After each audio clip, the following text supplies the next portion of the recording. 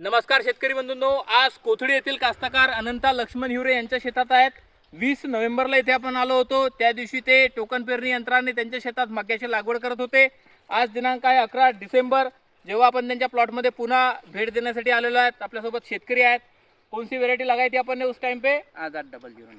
त्यांनी आझाद 009 नावाचं हे जे वाण आहे याचे 2 पॅकेट लावलेले आहेत आणि दुसरी एक व्हेरायटी आहे हरलाल कंपनीची 7272, त्याचा 1 पॅकेट आहे। आतापर्यंत किती वेळा आपण याला पाणी दिलंय लागवड केली तेव्हापासून?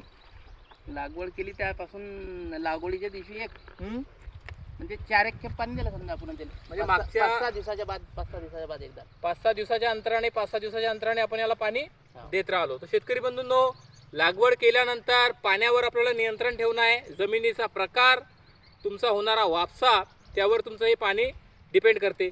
जर्मिनेशनची काय अवस्था आहे आझाद 009 मध्ये? तुमच्या समोरच आहे। लहान मोठं झाड दिसलं तर तुम्हाला जर्मिनेशनचं समजूनच जाईल।